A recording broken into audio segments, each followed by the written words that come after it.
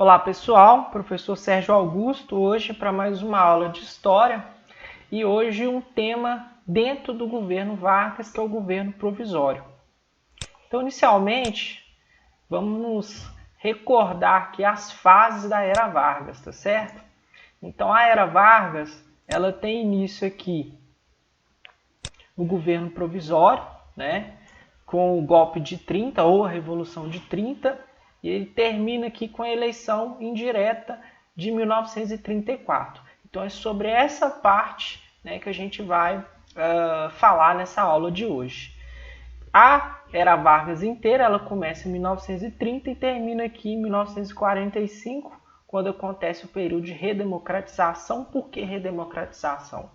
Nesse período aqui inteiro, aqui, ó, de 1930 a 1945, não ocorreu voto direto para o cargo de presidente. Por isso que a gente vai entrar num período de redemocratização depois do fim da Era Vargas. Então, antes da Era Vargas, a gente tinha a República Velha, a Primeira República, e foi a primeira vez que, de fato, né, nós brasileiros começamos a votar para o principal cargo do executivo, que é presidente do país. Com a Era Vargas, mediante a Revolução de 30, há uma interrupção desse processo de voto direto para o nosso chefe de Estado e ele só vai retornar com a renúncia de Vargas após 1945. Mas enfim, hoje a gente vai falar só do governo provisório, a primeira parte do governo de Vargas aí. E aqui alguns dos principais acontecimentos desse governo provisório que durou aí 4 anos. E a gente já vai ver diversas medidas extremamente autoritárias tomadas por Getúlio Vargas já no início do seu governo. A primeira delas é a nomeação de novos ministros de estados para substituir, né, os governadores que tinham sido eleitos. Então, a medida arbitrária com o objetivo de Vargas reforçar aí o seu apoio político. E isso vai acabar gerando, entre alguns outros fatores, a Revolução Constitucionalista de 32, que a gente vai falar com mais destaque nessa aula de hoje. Uma segunda medida aqui foi o fechamento do Congresso Nacional, não só do Congresso, mas as Assembleias Estaduais e Câmaras Municipais, mais uma medida autoritária. A suspensão da Constituição vigente, né, pós o Brasil Império e durante a Primeira República, que é a Constituição de 1891. Um detalhe dessa Constituição, que as mulheres não votavam, o voto era aberto, só homens maiores de 21 anos, com várias exceções aí, analfabetos, militares de baixa patente, enfim. Uma mudança interessante foi a criação do Estado laico, que é o rompimento das relações entre a Igreja e o Estado. Enfim, criou aqui os ministérios, alguns ministérios, o Ministério da Justiça Eleitoral, o Ministério do Trabalho, que é o cargo-chefe, né, uma das marcas aí dos dois governos do Vargas, da Indústria e do Comércio. E por último aqui, ó, ocorreu um conflito civil, né, uma guerra civil aqui, que é a Revolução Constitucionalista de 32, que foi um confronto entre os paulistas contra o governo Vargas. E é sobre ela que a gente vai falar mais aqui na frente com destaque nessa aula. Então, a Revolução Constitucionalista ela ocorre no ano de 32, ela também é conhecida como Guerra Paulista, mas de fato foi uma guerra civil que envolveu aí, o Estado de São Paulo e o governo Vargas. Qual que era o objetivo dessa revolução, desse conflito aí? Era retirar Vargas do poder e convocar uma Assembleia Constituinte para escrever, né, e criar uma nova Constituição para o país, já que o Brasil, depois que Vargas entrou no poder em 1930, ele suspendeu a Constituição de 1891 e o Brasil estava sem um código de regras, aí, sem uma carta constitucional. Uma causa aí dessa revolução.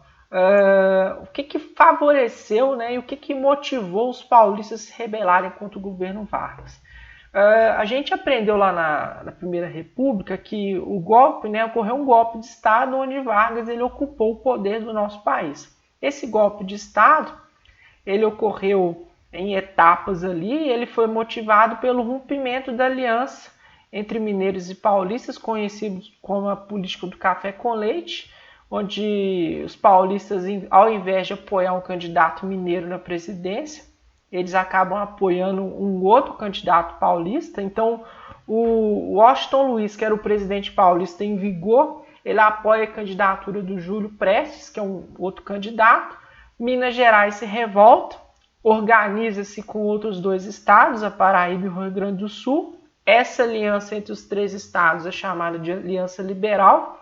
Eles lançam o Vargas como candidato de oposição.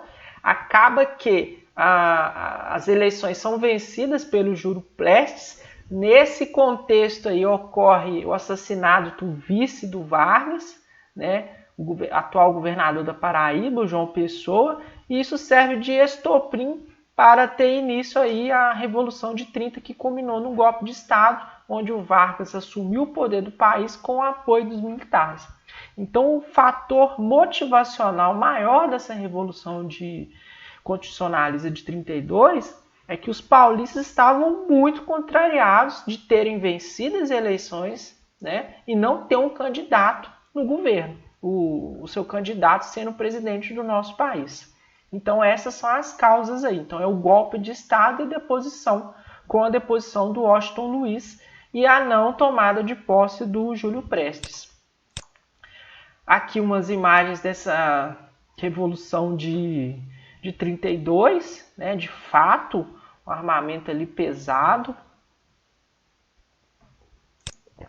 Aqui cartazes, né, que foram espalhados de alistamentos aí para que os paulistas se engajassem nesse conflito. E o fim desse conflito. Os paulistas eles vão perder essa guerra, então a gente fala que os paulistas eles saem derrotados do ponto de vista militar, mas eles obtêm pelo menos duas vitórias, duas conquistas no ramo político. Quais são? A criação da Constituição de 34, então é criada essa Constituição de 34 e ocorreu a substituição do interventor, né, militar que chefiava o estado de São Paulo por um interventor paulista civil. Então esses foram os dois ganhos dessa Revolução Constitucionalista deflagrada aí entre o estado de São Paulo contra o governo Vargas. E o que é interessante ressaltar? Essa Revolução Constitucionalista de 32, ela é uma data cívica mais importante, né, um feriado cívico mais importante lá no estado de São Paulo. Né, um feriado estadual, comemora-se o 9 de julho, que é o dia que tem início essa revolução. E os paulistas, enfim, consideram essa Revolução Constitucionalista como sendo o maior momento cívico da história deles. Tanto é que isso acabou virando um feriado. Basicamente é isso que eu queria trazer para vocês aí hoje. Alguns acontecimentos dessa primeira fase da Era Vargas, que é o governo provisório, que durou de 30 a 1934. Muito obrigado, bons estudos.